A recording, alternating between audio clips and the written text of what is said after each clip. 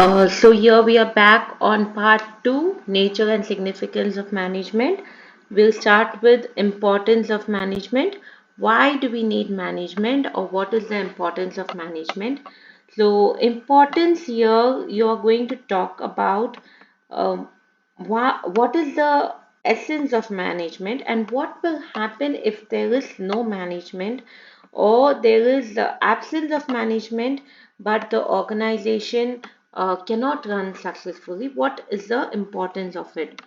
First one, management is important to achieve organization objective. So if you feel there is no management, what will happen? The management will not be able to achieve its organization objectives because management is something that tries to integrate all the activities in an organization. Second one, it improves efficiency. Efficiency itself means that the cost of a product is reduced. When the cost of the product is decreasing, what will happen? The aim is to improve your productivity with minimum wastage. So, how the wastage can be reduced? How the wastage of resources can be reduced? It can be done through proper planning, organizing, staffing, directing, and controlling. Management is a dynamic function, so if an organization has to survive in a business environment, then it has to match towards the changes of the environment. So, what it has to do, it cannot resist the change in the environment because these are the external factors.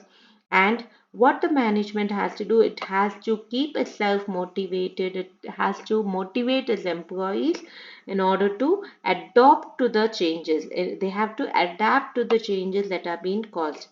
The next one is management helps in achieving personal objectives.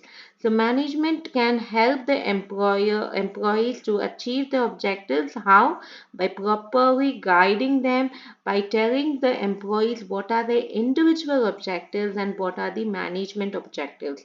So everyone in the management, they have to work in achieving their particular objective.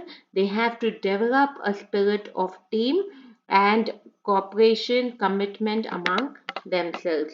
Management, it helps in development of society. So how the society can be achieved? The employees are the people who live in a society. So people in the society are employees, customers, suppliers.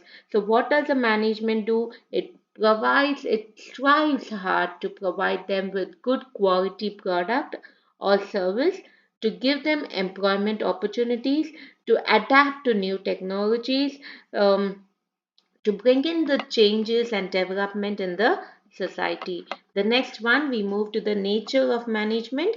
Nature of management has three important concepts. It's a repeated concept. You have different case studies that talks about nature of management, and you have to find out which nature is it. So here we have three natures of management: management as a science, management as an art, and management as a profession. When you talk about science, it talks management as a systematic management as a systematic body of knowledge. So which means science itself, it goes with system. It is the knowledge of science means that it has to go in a systematic and organized way. It is something that conducts observations, experiments, and it has a universal validity. Scientific methods, scientific laws, they have been accepted all over, and it has universal feature. The next one is management as an art. When you talk about art, it means that you are applying your knowledge in a creative way in order to achieve the desired objective. So when you talk about art, knowledge is being given in the form of theoretical way, and then now you are trying to use this knowledge. It can be through a form of literature, through the form of marketing, human resource. All these are knowledges that you get, and you are trying to implement this knowledge in the most creative way. Okay, it is something that is being done on a personal level. Each one, how they apply their knowledge, their theoretical knowledge with the skills is quite different. So that it tells that knowledge is being given on personalized application. And third one, the creativity, the style of the person, the perfection, the fineness, it differs from one person to another. Next one, management as both science and art, which means if we combine both science as well as an art, that is systematic knowledge with the skills, with the creativity, with the practice, then what would happen? You will get a better management. So it becomes a well defined body of knowledge, and it has a restricted entry, which means not everyone can become a profession. The next one we go as management as a profession, which means this is something which has specialized knowledge with training. So this is something which comes with studying business situations. If you are a management student, and your professional skills are being developed by systematic thoughts, systematic body of knowledge. It is restricted entry, so not everyone can become a part of a profession. Like you have different examinations which are being written. Like if you want to get an MBBS degree, then you have to write the NEET exam. So it is a restricted entry. You need to pass the examination, and it is a professional association. What do you mean by professional association? Like even before becoming a person, you have these people practicing their skills. Like if you want to become like a part of Medical Council of India, or if you want to become, if you are an advocate, then you become member of the Bar Council of India. So these are the professional associations that will help a person uh, develop into a better person.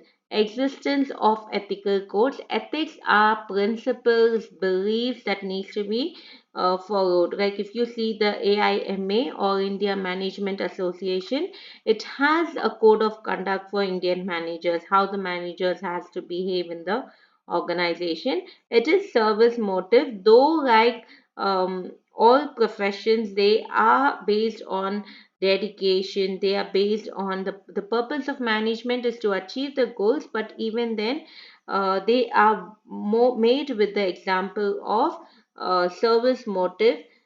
Okay, though profit has been there, all organization have their important motive as service.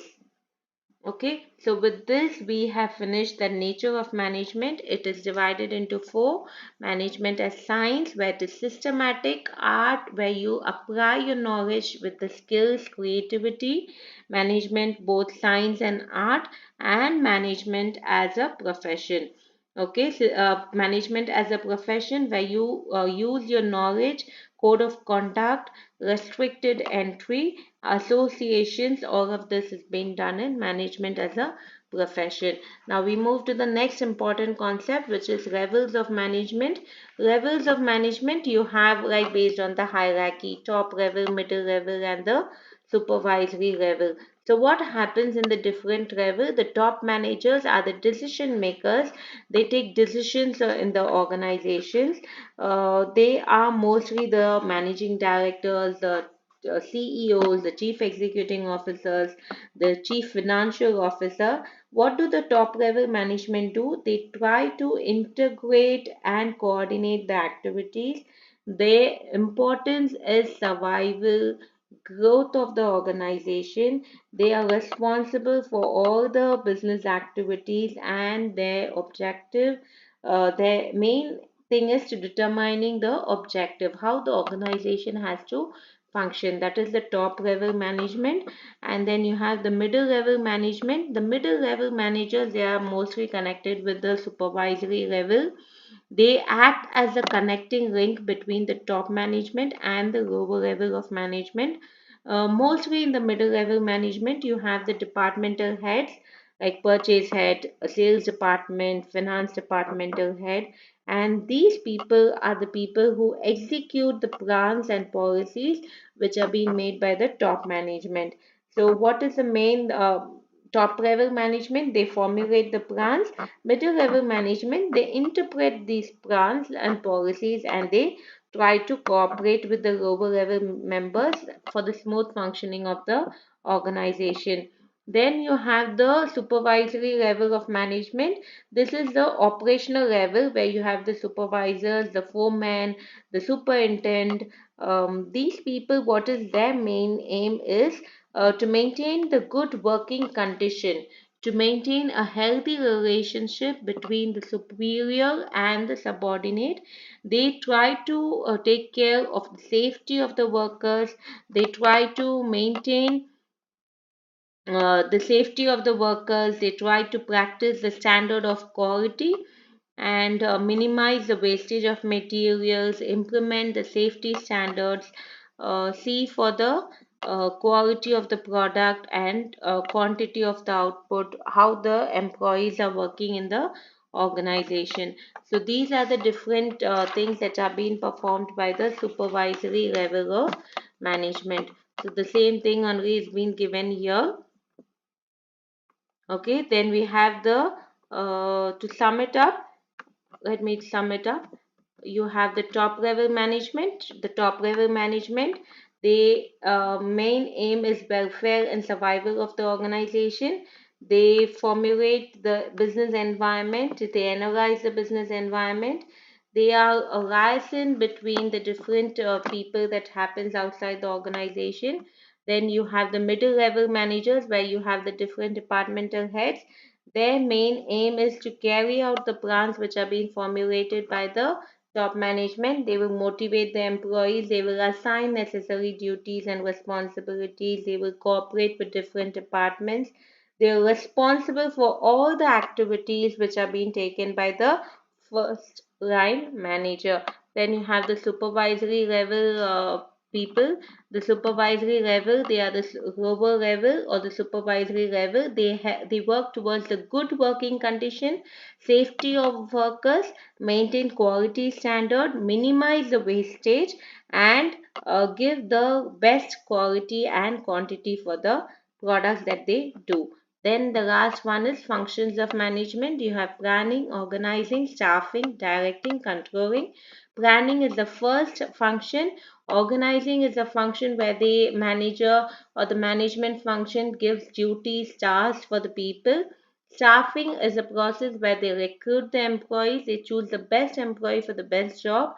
Directing is a process where they give instructions, they motivate, they influence a person.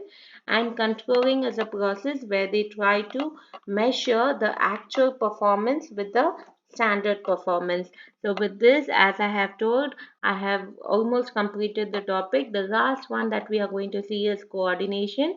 Coordination is a process where we synchronize activity. Synchronize is the most important keyword in the concept of coordination. Synchronizing of activities of different departments is called as coordination. Coordination is the basic level or the primary function of any manager that has to be done. Okay, so coordination function is first one. It is something that is to be performed at all levels of management. It is required at all the levels, and it is the most important function. It is the essence of the management. It is like a thread that helps the garland to come. So it is the most important thing that you see in coordination is synchronization and making this activities work in the unity and unity of action, and it is a continuous process. Any management function, it is a continuous process. It is pervasive. It happens in all the departments and in different organization.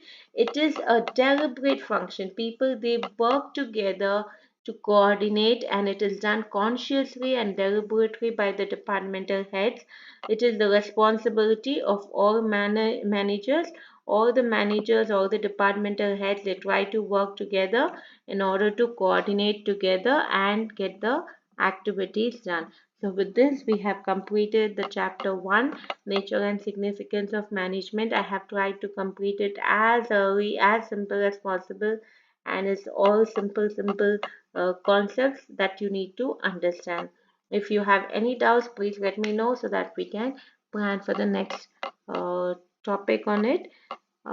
Happy learning and stay with me and will study with me.